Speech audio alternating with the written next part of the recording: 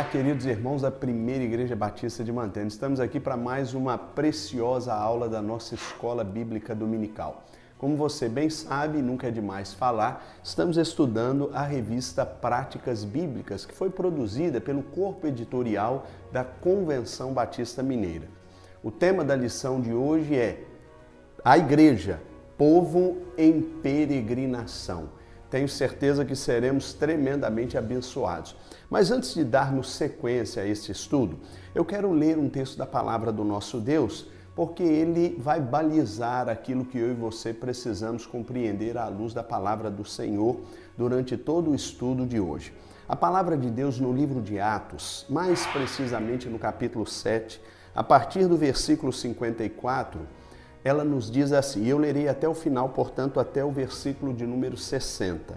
Ouvindo isso, eles se enfureceram no coração e rangiam os dentes contra Estevão.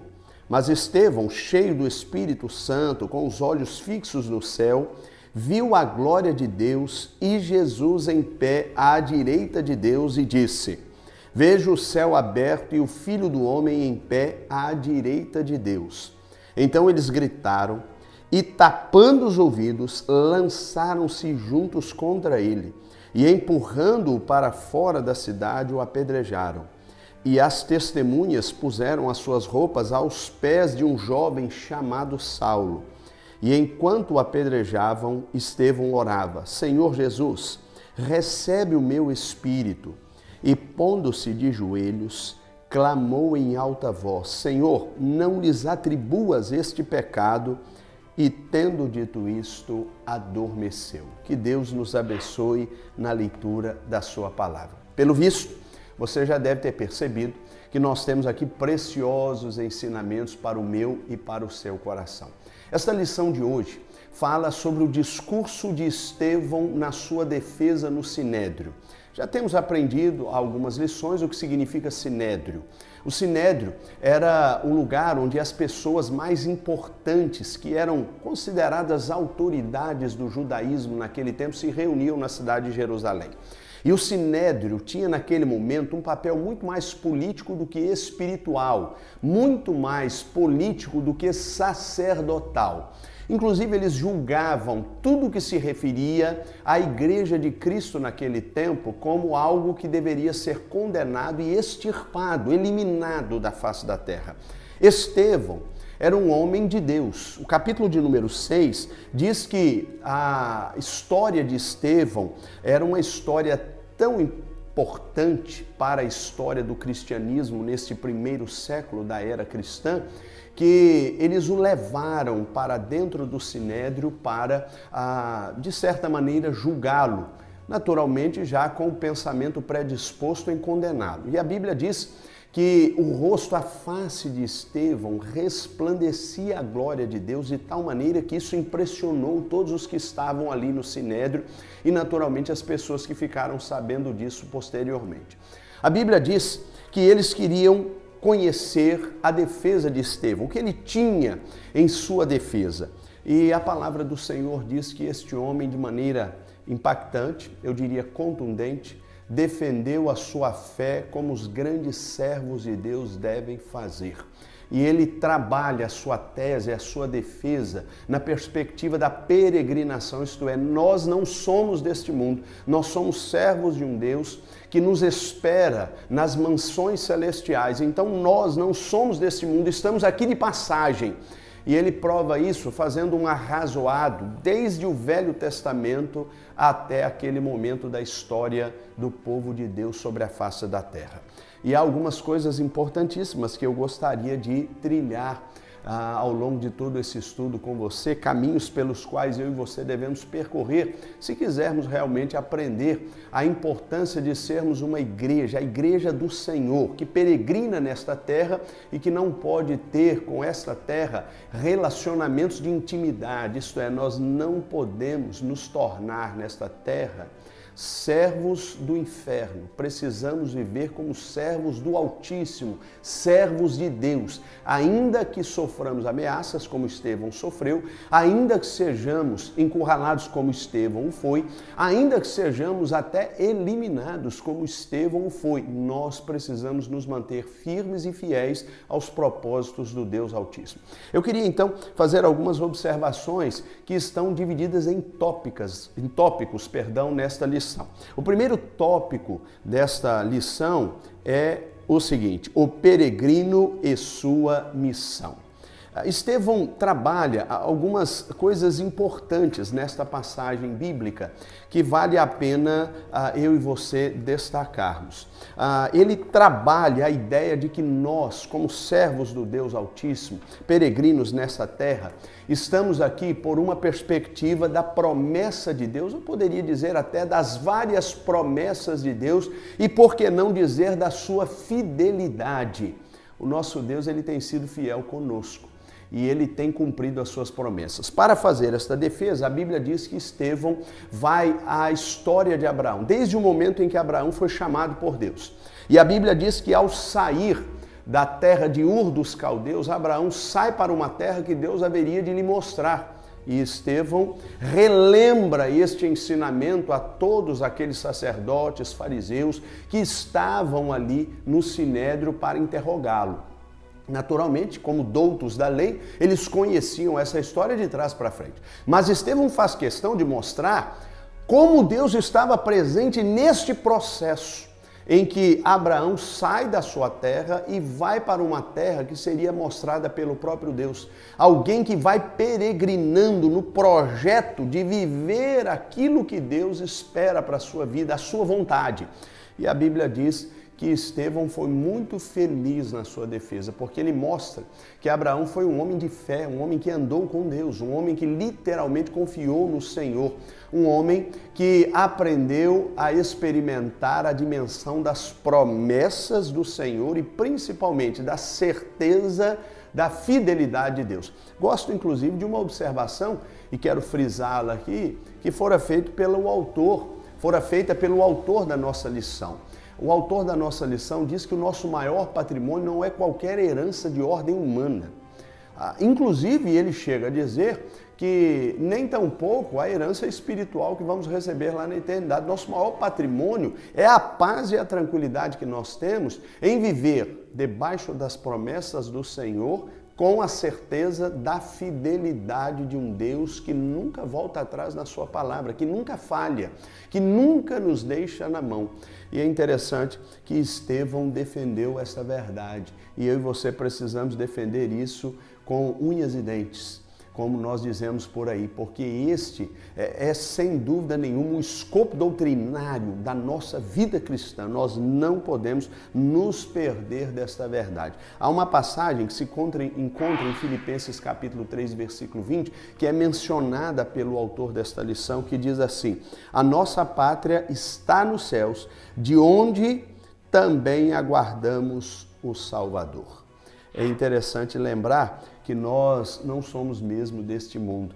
E ele já estava fazendo essa menção quando ele defendia a ideia de que Abraão havia saído para a terra que Deus haveria de mostrar. Portanto, esse tópico que nos ensina a importância de pensar sobre o peregrino e a sua missão é um tópico que nos ajuda a entender que essa missão passa pela fé e pela dependência de um Deus que sempre terá o propósito de nos abençoar. Não se esqueça disso. E aí chegamos ao segundo tópico desta lição, que ele diz o cuidado de Deus. Este é o segundo tópico. A Bíblia diz que Estevão não ficou apenas na história de Abraão, que inclusive, além de ter ido para uma terra distante, se tornou também o pai da fé e se tornou o pai de uma grande nação. A Bíblia diz que Deus também cuidava da nossa história. Estevão faz questão de mostrar isso ao Sinédrio. Deus tem cuidado da nossa existência. E aí ele exemplifica isso usando a experiência de José. José, que era filho de Jacó, um dos filhos de Jacó, que por inveja de seus irmãos foi mandado, enviado, vendido como escravo para a terra do Egito. E a Bíblia diz que tudo isso fazia parte de um plano divino para a preservação da raça humana, em especial para a preservação da história do próprio povo de Israel, isto é, dos filhos de Jacó. E estes irmãos, inclusive, que foram invejosos e que o venderam como escravos, foram posteriormente preservados pela boa mão de Deus através de José. Note que o cuidado de Deus estava presente nesta caminhada de tal maneira que ele foi considerado um ungido do Senhor. E aí quero fazer aqui uma observação importante que não percebi na lição, mas que merece a nossa atenção. O autor usa uma expressão, a expressão Cristo. José era uma espécie de Cristo do Velho Testamento. Isso pode trazer alguma estranheza, então eu quero explicar porque o autor traz isso. E eu não percebi a explicação disso, então vale a pena fazer essa observação. A palavra Cristo, embora atribuída ao nome de Jesus, na verdade é um título. Cristo vem da palavra grega Christos, que significa ungido, aquele que é ungido. Bom, por essa perspectiva, não é incoerente afirmar que José era uma espécie de Cristo, ok? Porque isto se trata de um título. Evidentemente, eu prefiro atribuí-lo somente a Jesus. Sou destes adeptos que atribuem esse título somente a Jesus, porque só Jesus é o grande ungido de Deus sobre a face da terra, até porque ele é o próprio Deus. Mas vale observar que, etimologicamente falando, esta palavra se referia ao título de alguém que era ungido por Deus. Até porque esta palavra vem de uma tradução hebraica. A palavra Massiá, que significa Messias. E esta é uma expressão que podemos atribuir apenas a Jesus Cristo, especialmente numa perspectiva neotestamentária, ou seja, do Novo Testamento. Então, não está errado afirmar que José era uma espécie de Cristo, porque ele foi ungido por Deus, foi um homem separado por Deus, foi um homem autorizado por Deus a fazer uma missão realmente importantíssima, indispensável naquele momento para a preservação da raça humana, porque havia fome sobre toda a terra. Mas eu quero fazer essa observação.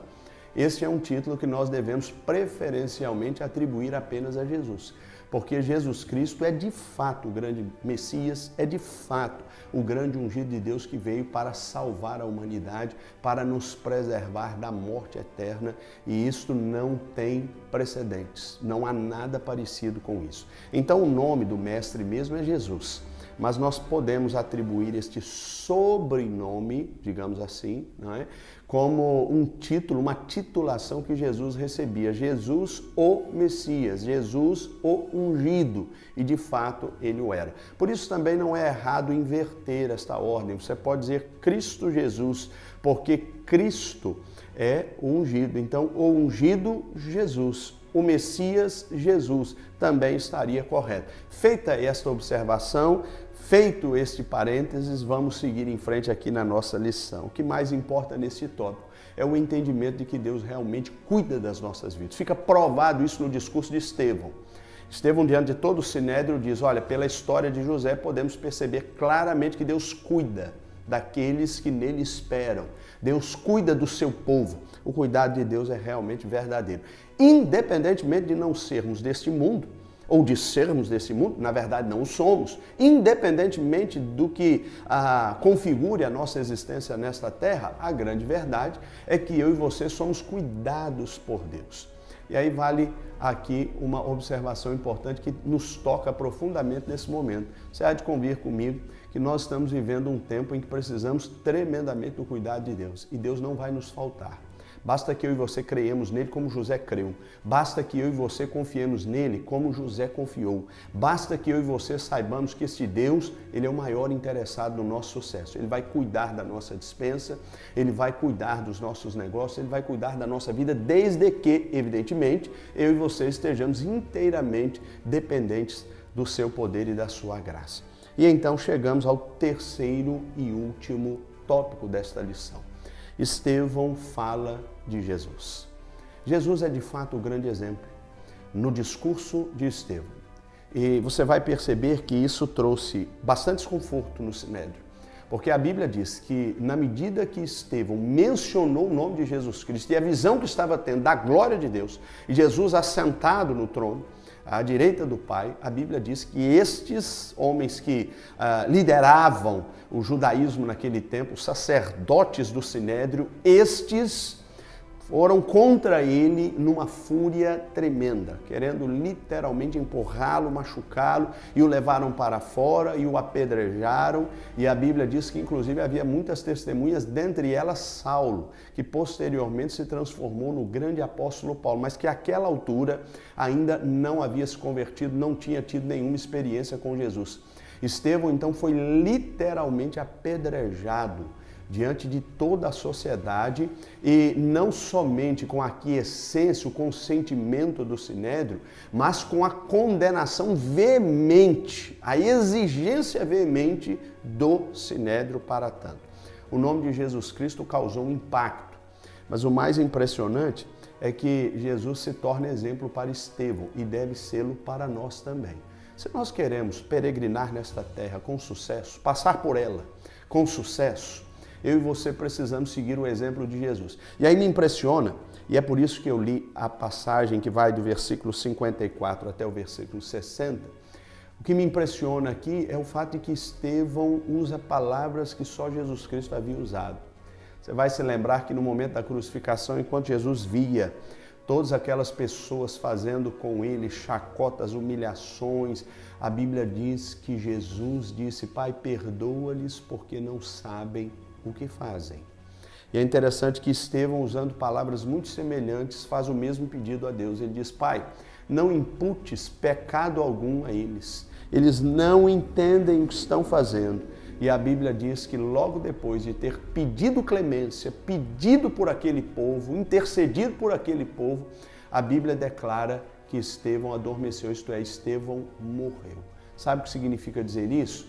Que este homem mirou no exemplo de Jesus Cristo até a última hora, até na hora da morte.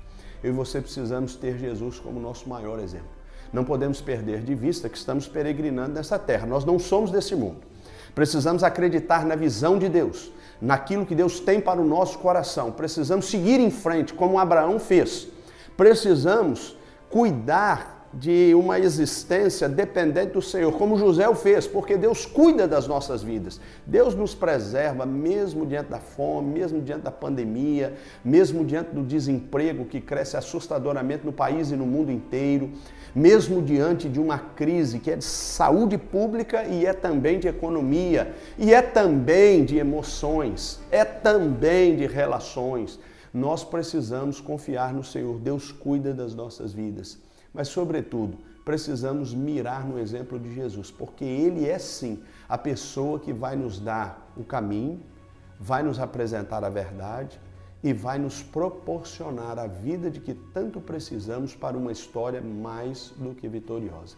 Se nós entendermos isso, nós vamos vencer este tempo e passaremos a eternidade como Estevão passou, como servos de um Deus que tem a resplandecência ou o resplendor da glória de Deus. E eu creio que isso favorecerá o nosso testemunho e nós faremos diferença neste tempo, como uma igreja que se diz Igreja de Cristo precisa fazer. Quero fazer 3 perguntas a você. Você tem confiado na visão de Deus? Você, segunda pergunta, tem confiado no cuidado de Deus? E a terceira e última, você tem seguido o exemplo de Jesus nesta terra? Se você fizer essas 3 coisas que a lição nos ensina, você será mais do que vencedor. Muito obrigado pela sua atenção. Eu quero fazer uma oração agradecendo a Deus pelo privilégio de podermos estudar juntos. Se você ainda não tem a sua revista, procure a nossa secretaria em horário comercial. Pegue esta revista preciosa, que foi preparada com muito esmero, muito cuidado doutrinário, para que eu e você cresçamos na graça e no conhecimento do Senhor. E não deixe de estudar a palavra de Deus, porque assim você será mais do que vitorioso. Vamos orar? Senhor, obrigado por esse tempo, obrigado por esse estudo. Nos ajude, meu Deus, a confiar na visão do Senhor como Abraão confiou. Nos ajude a confiar no teu cuidado como José confiou. E, sobretudo, nos ajude a espelhar o nosso comportamento em Jesus. Porque se assim o fizermos, nós acertaremos e seremos uma igreja peregrina nesta terra, que sabe de onde veio, onde está e para onde está indo, a eternidade. É a minha oração. E eu a faço pedindo que o Senhor nos ajude a resplandecer a glória do Senhor nesta terra, em nome de Jesus. Amém. Que Deus abençoe a sua história e até o nosso próximo encontro, se Deus quiser, na semana que vem.